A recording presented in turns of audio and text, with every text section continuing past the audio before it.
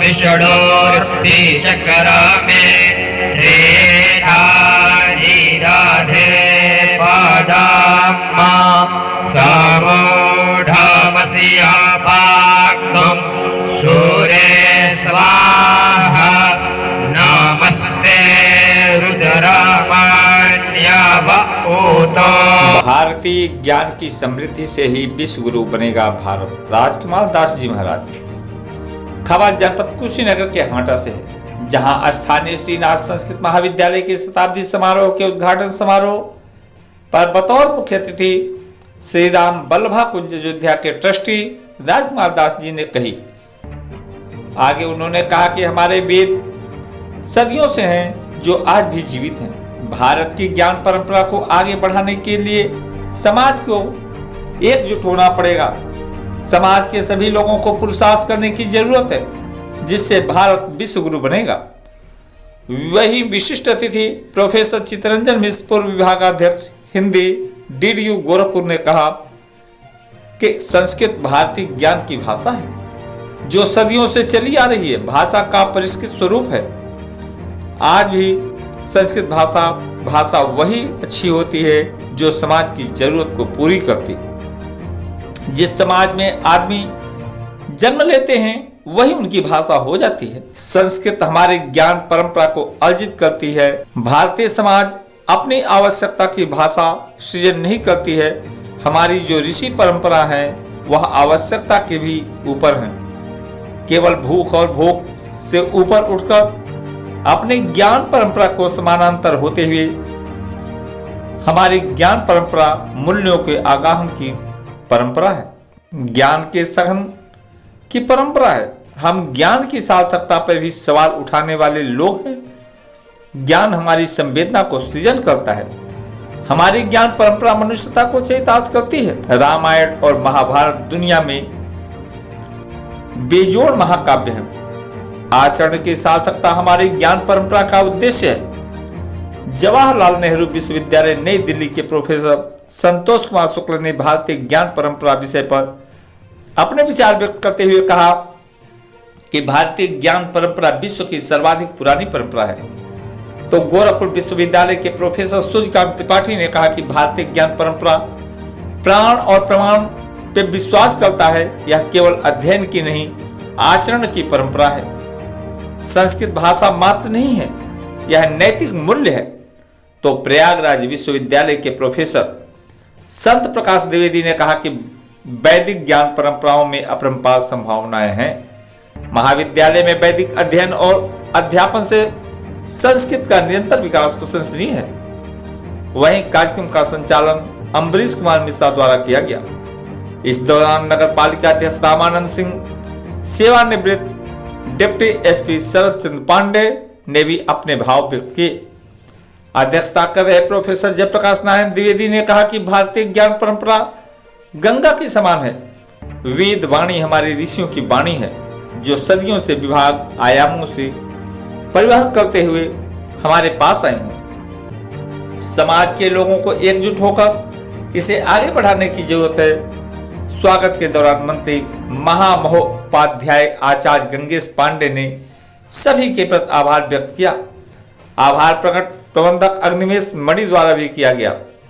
तो महाविद्यालय के प्राचार्य डॉक्टर राजेश कुमार चतुर्वेदी व प्रबंधक मंत्री ने अंग वस्त्र तथा अश्वत्थ चिन्ह देकर स्वागत किया।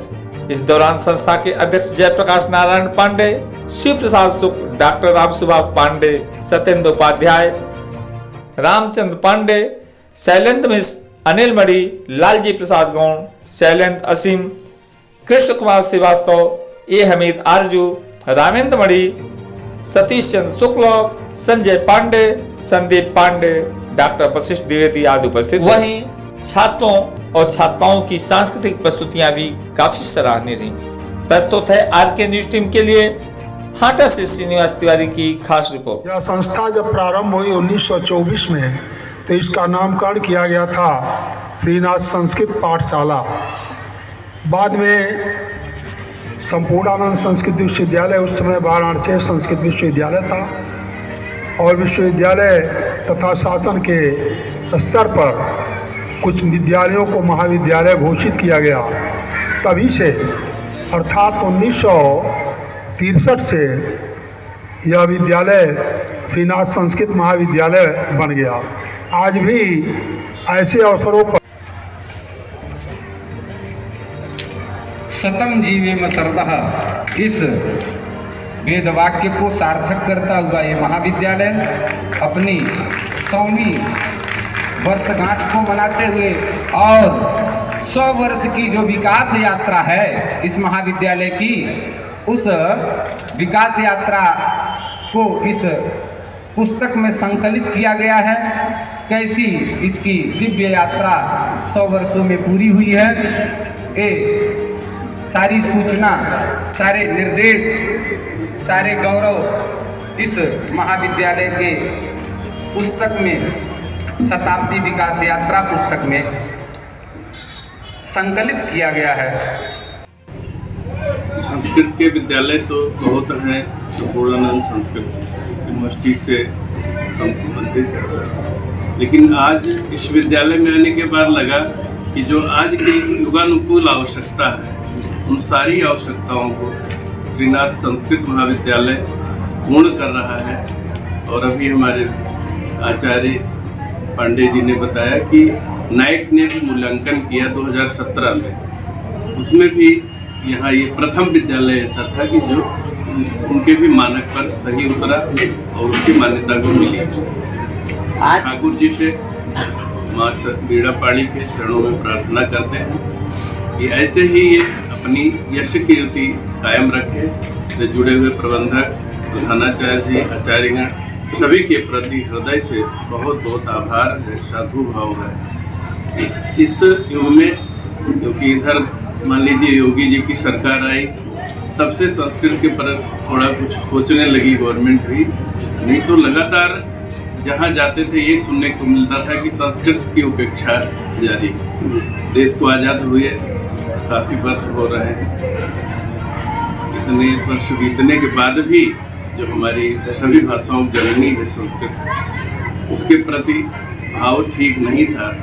नहीं तो कॉन्वेंट के पढ़े हुए बच्चे अक्सर सुनने में आता है कि कोटा गए और वहाँ सुसाइड कर लिए, लेकिन संस्कृत पढ़ने वाला कोई जाकर सुसाइड किया हो ऐसा नहीं सुना जाता।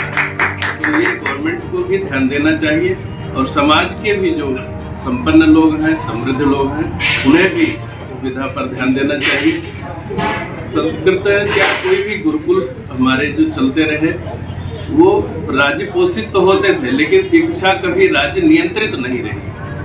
राज्य का नियंत्रण जब होगा तो उसमें विकृति आएगी। पोषण जरूरी है, संरक्षण जरूरी है, लेकिन नियंत्रण नहीं होना चाहिए। अपनी विधा में संस्कृत संपूर्ण है और इसके आचार्यगण, हमारे ऋषिगण ने बहुत परिश्रम किया है, त्याग किया है, तपस्या किया है, तब आज जा करके। आज बांग्लादेश में हिंदुओं पर अत्याचार हो रहे हैं, जगह जगह हिंदू संगठन धरना प्रदर्शन कर रहे हैं, इसको लेकर के आप क्या कहेंगे? संस्कृत भाषा ही एक ऐसी है कि पूरे विश्व की मंगल कामना के लिए और लोक मंगल के लिए चिंता करने वाली हमारी मनीषा रही भारतीय। उस विधा को मानेंगे लोग तभी शांति सौहार्द बन पाएगा। आज उसी का अभाव है कि लोग टुकड़े टुकड़े में बट गए हैं, जातियों में लोग बटे हुए हैं, एकता नहीं है। एकता की आवश्यकता है। सभी हिंदू भाइयों से हम अपील करेंगे, सब एक होकर रहें, तभी सुरक्षित रहेंगे, संरक्षित रहेंगे। नहीं तो जैसे हमारे यहाँ अभी जगह जगह हिंसा की बात आ रही, बांग्लादेश में जो हो रहा है वो क्यों हो रहा है? इसीलिए हो रहा है कि हम कम हैं, वहाँ हमारी शक्ति कम है। और जब शक्ति संपन्न रहेंगे, हमारे देवी देवता भी शक्ति संपन्न रहे हैं, शस्त्र से परिपूर्ण रहे हैं, तो शास्त्र और शस्त्र दोनों की आवश्यकता है। तो शास्त्र हमारा संस्कृत विधा है जो दे रहा है, और शक्ति के साथ साथ शास्त्र भी और शास्त्र दोनों चाहिए। तो दोनों तभी संभव होगा जब हमारी गवर्नमेंट भी वर्तमान की ध्यान दे, सभी लोग सुरक्षित तभी रह पाएंगे। सर, धीरेन्द्र शास्त्री जी इस पद यात्रा के समय सनातन धर्म को आगे ले चलने के लिए क्या कहना चाहेंगे? सनातन धर्म तो हर समय आगे रहा है, उनके द्वारा एक नई जागृति लाई जा रही है, इसके लिए उन्हें भी बहुत बहुत साधुवाद देते हैं। और लोगों को जोड़ना जरूरी है, लोगों को जोड़ रहे हैं, अच्छा कार्य कर रहे हैं। समाज को संस्कृत के विषय या अपनी संस्कृति को लेकर के कौन सा संदेश देना चाहेंगे? इससे लोग अधिकतम जुड़ेंगे तभी सुरक्षित रहेंगे। जुड़ना जरूरी है। अभी कम लोग जुड़े हुए हैं, अपेक्षाकृत जितनी जनसंख्या जुड़नी चाहिए उतने लोग नहीं जुड़े हैं। जुड़ेंगे तो अवसाद में नहीं जाएंगे, उनको कोई ऐसे संकट नहीं आएंगे कि बेरोजगार रहें। संस्कृत पढ़ने वाला कोई भी ऐसा नहीं है जो 10-5 परिवार को ना चला सके और जोड़ कर ना ले चले। तो जुड़ने के लिए जरूरी है कि संस्कृत से जुड़ा जाए, तभी हमारे संस्कृति और भारत के जो सनातन की परंपरा। धन्यवाद।